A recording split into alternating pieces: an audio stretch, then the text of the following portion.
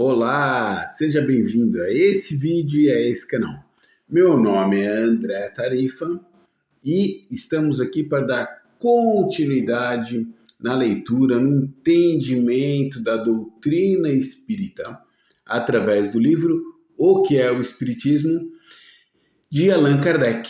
Muito bem, estamos aqui ainda no primeiro capítulo, no terceiro diálogo deste primeiro capítulo, último diálogo também, é o diálogo com o padre ou o diálogo com o sacerdote. Esse aqui já é o sexto vídeo dentro desse diálogo que é riquíssimo. Como é riquíssima toda a obra, todo o livro. Eu já fiz vários vídeos sobre esse livro, outros tantos vários serão feitos à frente.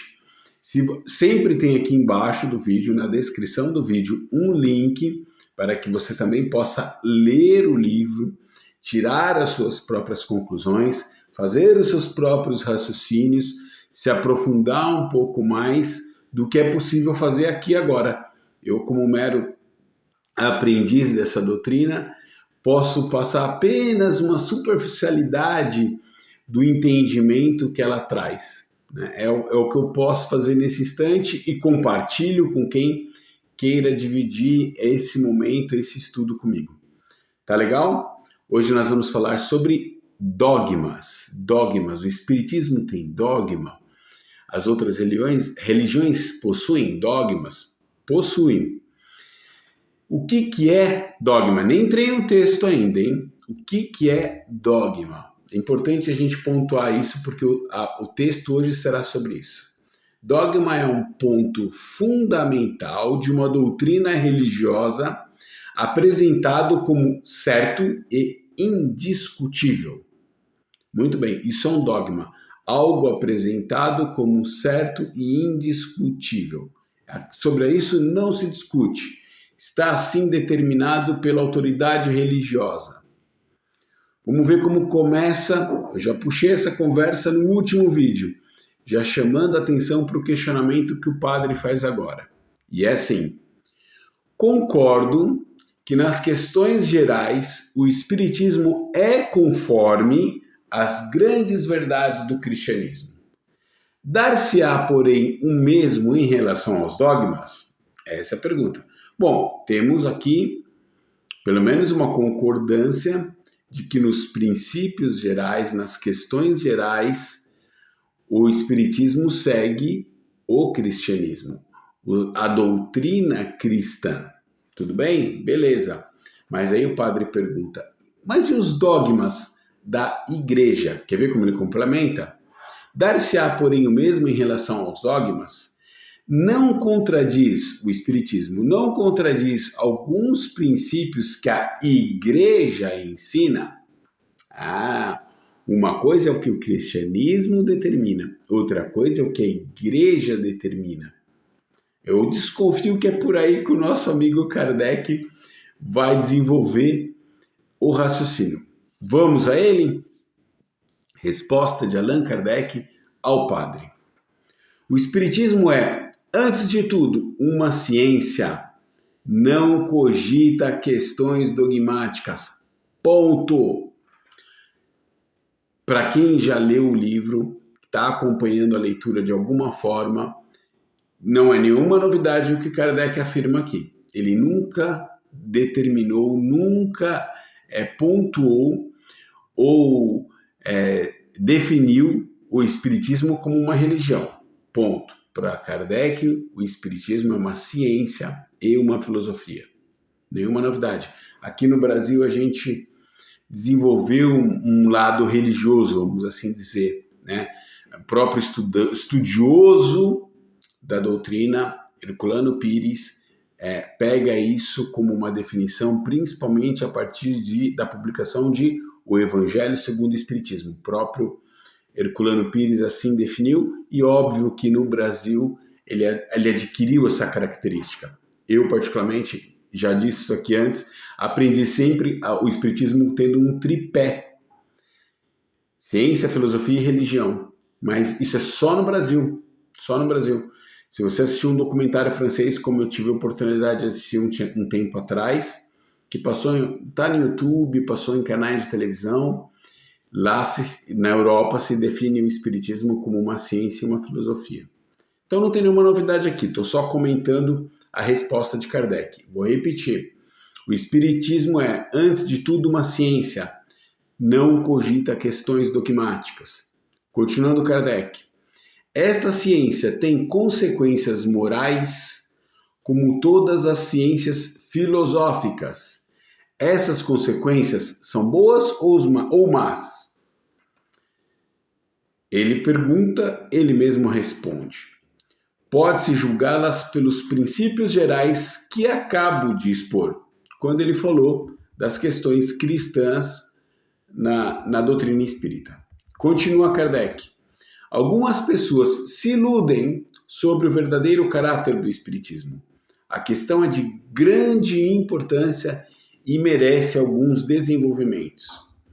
Façamos primeiro um termo de comparação. 2 pontos. A eletricidade, estando na natureza, existiu em todo o tempo e produziu sempre os efeitos que hoje observamos e muitos outros que ainda não conhecemos. Na ignorância da sua verdadeira causa, os homens explicavam esses efeitos de um modo mais ou menos extravagante. A descoberta da eletricidade e das suas propriedades veio lançar por terra um punhado de teorias absurdas, espargindo a luz por sobre mais de um mistério da natureza. O que fizeram a eletricidade e as ciências físicas para certos fenômenos, o espiritismo faz para outros de ordem diferente. Pontinho aqui, vamos comentar um pouquinho. Muito legal essa comparação, essa analogia que Kardec faz, né? A eletricidade sempre existiu, é da natureza, mas até então, lá 1860, década de 1860, até um pouco antes, foi descoberta a eletricidade, as suas propriedades até aquele momento, como usar, como manipular, etc. e tal. Antes que se tivesse essa descoberta, antes que os cientistas desenvolvessem toda essa teoria, estudassem a eletricidade, vissem os seus efeitos, vissem a sua causa, percebessem o que era possível se fazer com ela, o que o leigo, ou aqueles nós todos que desconhecíamos as propriedades da eletricidade, fazíamos? Entendíamos aqueles fenômenos como algo sobrenatural. Sem uma explicação, a gente atribui ao além, às matérias que se não são possíveis de serem explicadas positivamente. Lembrando, para Kardec, o espiritismo é uma ciência e é uma ciência positiva, dentro do positivismo. A gente também já viu isso aqui nesse estudo. É preciso que tudo se comprove. A eletricidade é um caso desse. Você não conhecia, então atribuía-se os fenômenos provocados pela eletricidade a algo sobrenatural, mitológico, sem uma explicação racional. E quando se descobriu o que é eletricidade, suas propriedades, sua causa, seu efeito, como manipulá-la, jogou-se luz sobre o assunto. Logo, você desmonta todas aquelas questões que não tinham explicação, e então se criava uma explicação fora do normal, sobrenatural, por exemplo. O espiritismo faz as mesmas coisas. Eu acho que ele vai desenvolver mais aqui, mas vamos pegar um exemplo clássico. Fenômenos mediúnicos de efeitos físicos, por exemplo. Na falta do conhecimento da mediunidade, seus instrumentos, suas ferramentas, a manipulação das energias, do magnetismo, a forma como se estudar do espírito, perispírito, corpo, você atribuía isso ao sobrenatural. E o espiritismo coloca luz, um holofote gigante sobre uma questão absolutamente natural, que é essa relação nossa com o mundo espiritual. Então, essa é a comparação que ele faz agora. A descoberta da eletricidade colocou luz sobre algo que sempre foi natural, mas que não se entendia, e o Espiritismo fez a mesma coisa num outro campo. Certo? Seguindo com Kardec, o Espiritismo funda-se na existência de um mundo invisível, formado pelos seres incorpóreos que povoam o espaço e que não são mais que as almas daqueles que já viveram na Terra ou em outros globos, nos quais deixaram seus invólucros materiais. São os seres a que chamamos espíritos, seres que nos cercam e incessantemente exercem sobre os homens, sem que estes o percebam, uma grande influência e desempenham um papel muito ativo no mundo moral e mesmo, até certo ponto, no mundo físico. Pausa para comentar de novo. O Espiritismo colocou luz sobre essa relação. Mundo espiritual, povoado por quem? Por nós mesmos que deixamos esse corpo, seja aqui na Terra, né? Tenhamos vivido aqui uma experiência no planeta Terra, ou também em outros planetas, por que não? Isso está lá no Livro dos Espíritos, fácil de entender. Outros espíritos que vieram de outros globos, de outros planetas, e que encarnaram no planeta Terra, ou também não. Espíritos, por exemplo, dessa ordem aqui, os espíritos que nos trouxeram a luz do Espiritismo, são espíritos de mundos felizes, por exemplo. Né? São Luís é um caso, né? Que é um patrono de Allan Kardec, pode-se assim dizer, e um patrono do Espiritismo. São Luís vivia num planeta feliz e veio em missão para o planeta Terra, o seu espírito veio em missão para o planeta Terra para ajudar na difusão do Espiritismo. Assim, ele não veio como São Luís, ele já viveu aqui, desencarnou aqui, foi viver no planeta feliz. Chegou a hora então de apresentar o Espiritismo no mundo. Vamos trazer espíritos evoluídos desses planetas mais evoluídos. Em espírito, eles aqui comparecerão e farão o seu trabalho de divulgação da doutrina. Espíritos desencarnados, vivendo agora no globo terrestre, influenciando o mundo material. Mais do que nós supomos, como também está lá no Livro dos Espíritos. Seja na questão moral e filosófica, seja até nas questões físicas. Por que não? Existem manifestações físicas que acontecem pela influenciação dos espíritos. Certo? Sigamos com Kardec. O Espiritismo está, pois, em a natureza e podemos dizer que, numa certa ordem de ideias, é ele uma potência, como a eletricidade, e sob outro ponto de vista, e como ainda a gravitação é uma outra.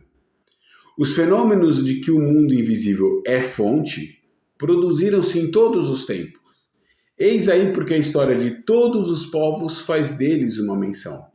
Somente em sua ignorância, como se deu com a eletricidade, os homens atribuíam a causas mais ou menos racionais e deram, nesse ponto de vista, livre curso à sua imaginação.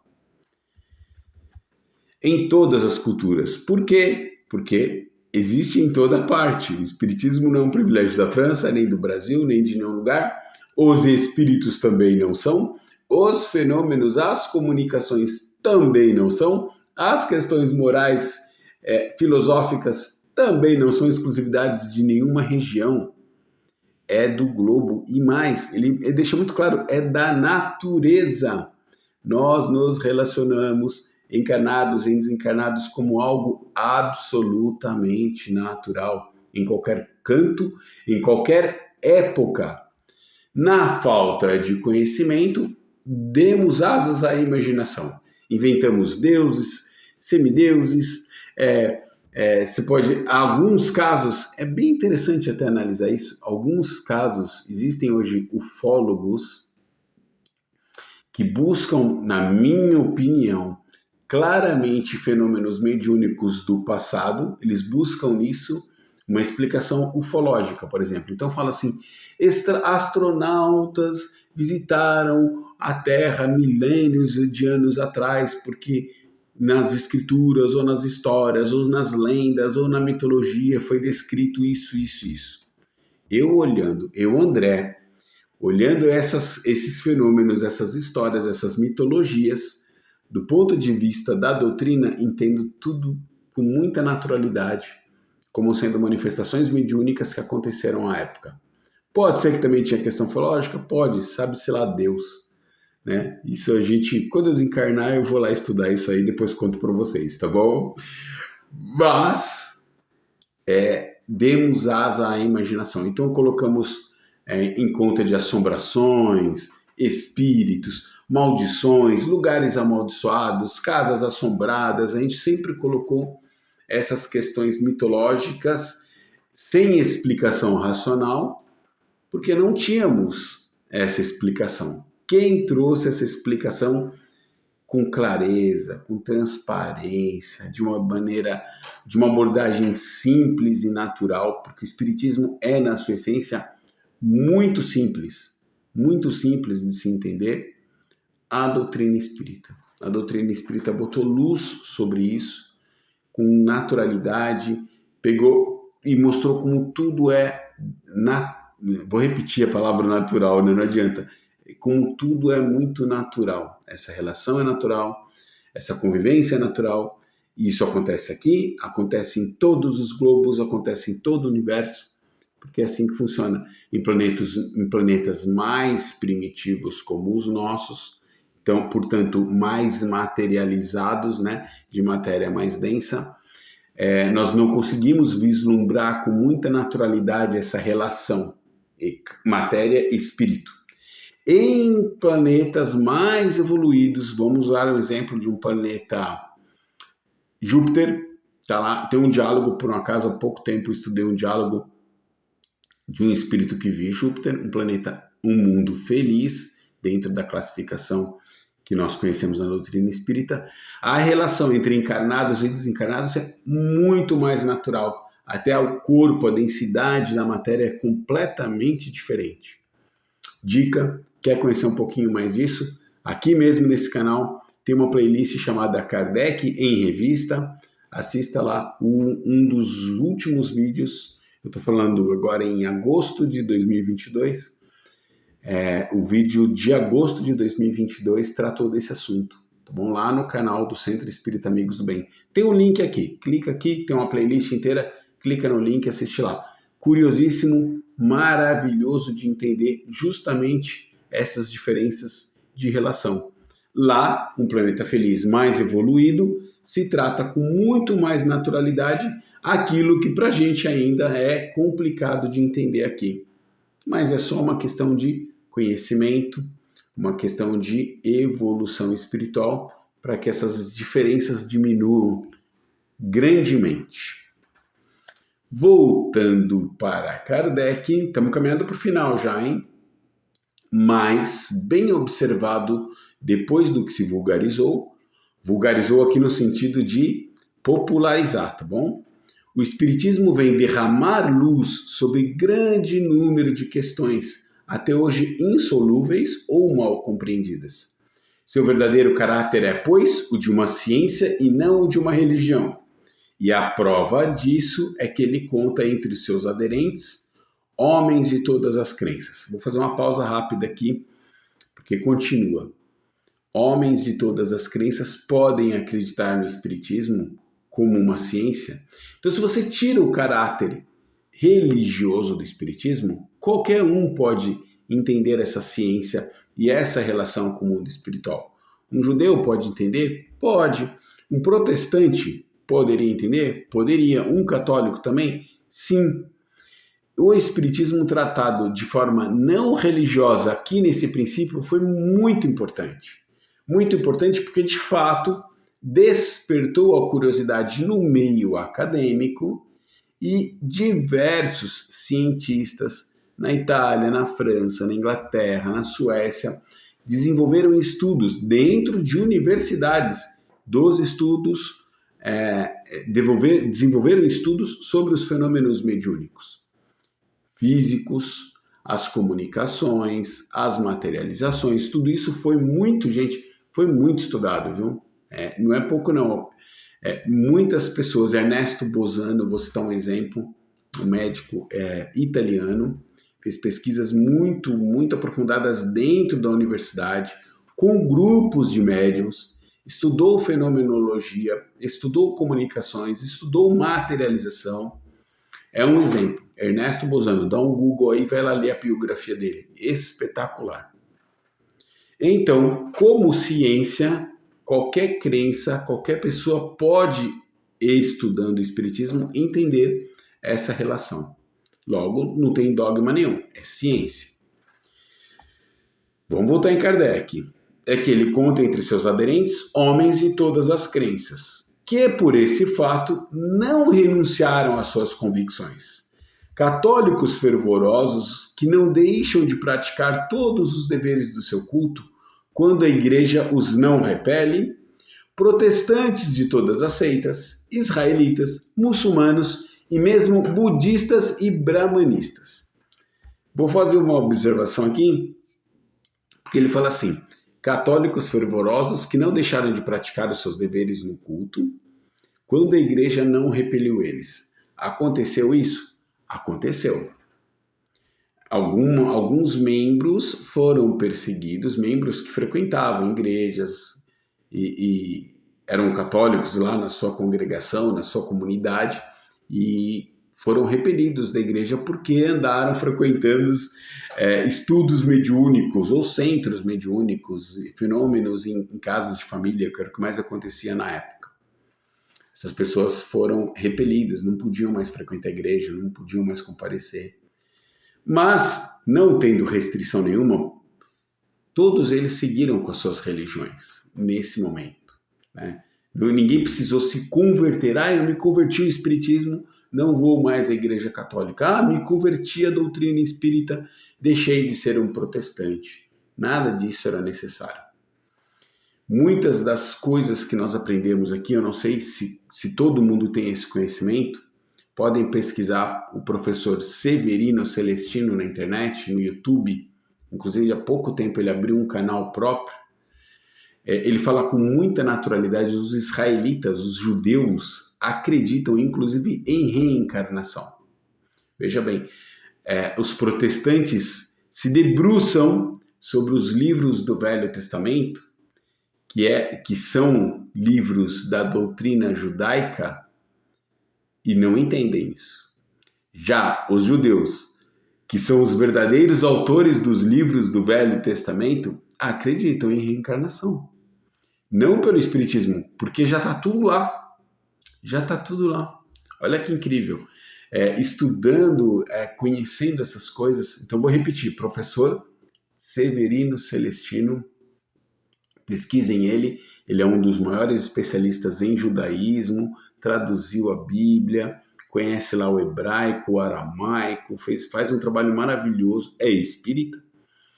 Ele se relaciona muito bem com membros acadêmicos de Israel, vai lá praticamente anualmente, ministra aulas, tem um excelente diálogo com eles e nos ensina essas coisas. Eu adoro aprender essas coisas que você extrai no meio de estudiosos da doutrina e de outras filosofias.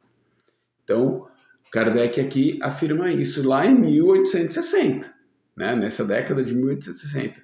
Olha, não precisa mudar de religião, você pode continuar frequentando a sua religião caso queira, porque o Espiritismo, como ciência, não se opõe a essas coisas. Ele apenas coloca luz sobre algo absolutamente natural, que é o mundo espiritual, mundo material e essa relação.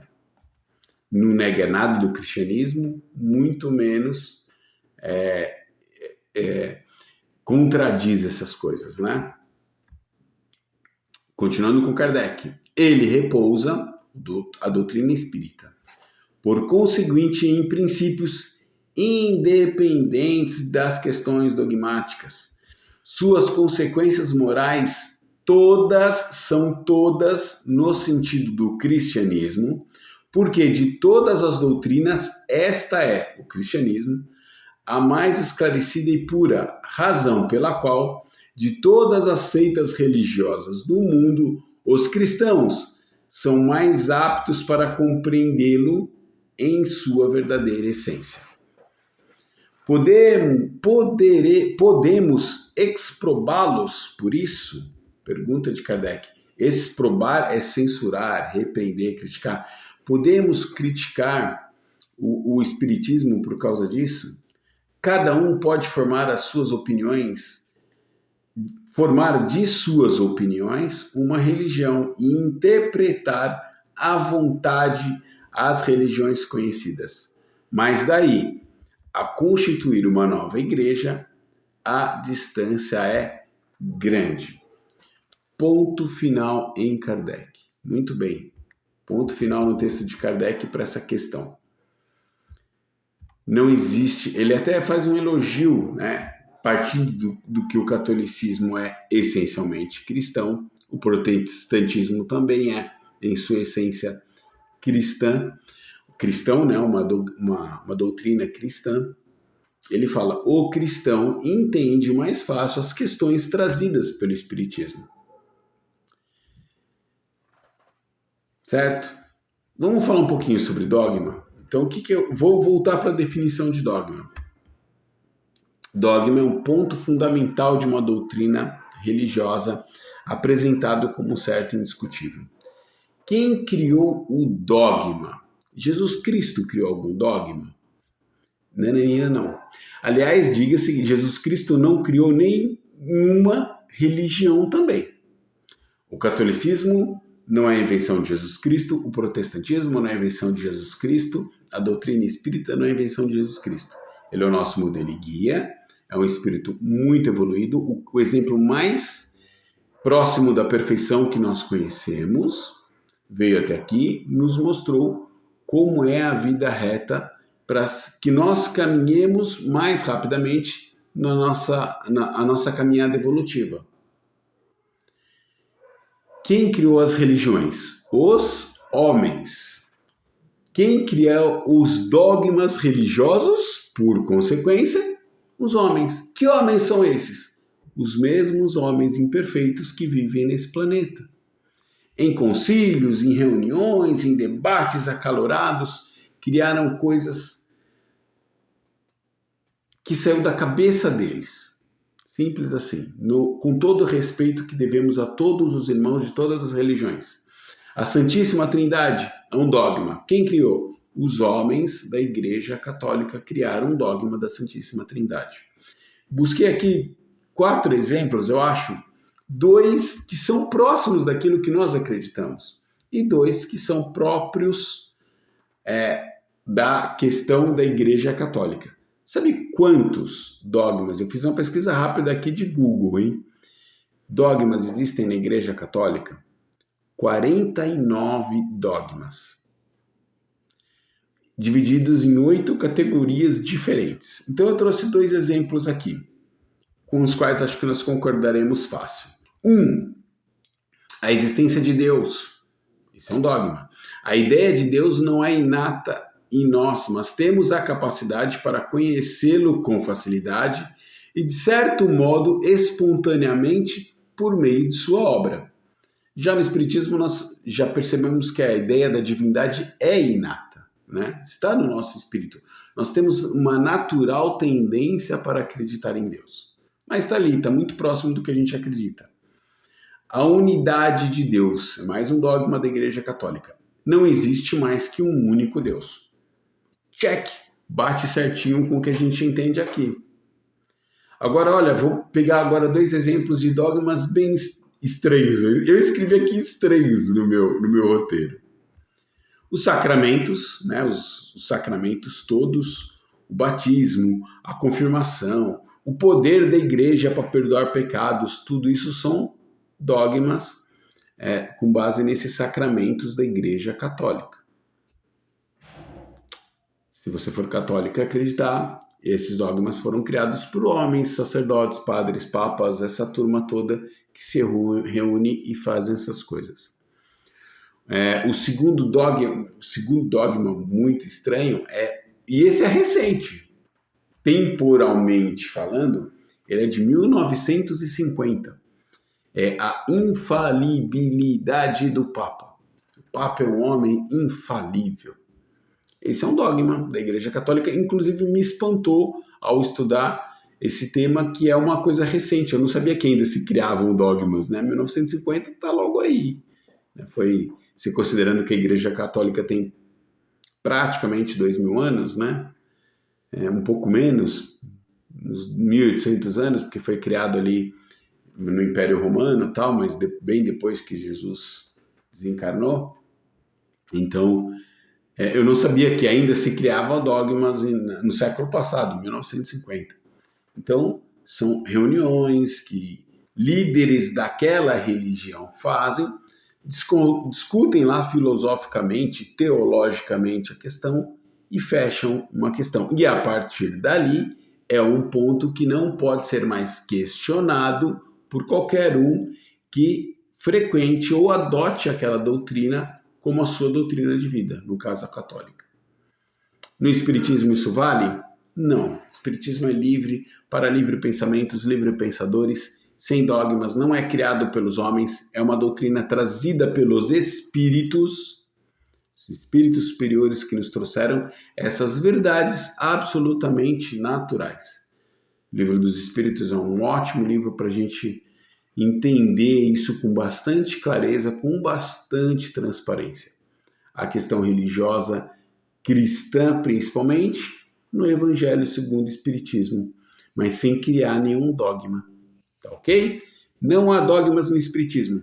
Vou fazer uma última observação, porque eu lembrei agora, hein? Uma vez eu vi uma pessoa comentando numa dessas lives que eu estava fazendo com outros amigos assim: ah, mas a reencarnação é um dogma. Ao que eu responderei na época, lá na hora da live, o tema não veio à mesa. A reencarnação é absolutamente natural e digo mais, ela está longe de ser uma exclusividade do Espiritismo. Diversas doutrinas espiritualistas, principalmente orientais, milenares, já traziam a reencarnação com muita naturalidade. Então, não é um dogma, não é algo, é imposto, você tem que acreditar em reencarnação. Não, também não. Se quiser não acreditar, não acredite. Mas é algo absolutamente natural. Não é imposto e eu acho que não se discute porque é algo natural. Mas se quiser discutir, fique à vontade. Tá legal? Nossa, deu bastante tempo hoje, hein? Discutir dogma, trazer Kardec. Eu particularmente estou aprendendo muito com esse estudo. Até o próximo vídeo. Fiquem com Deus.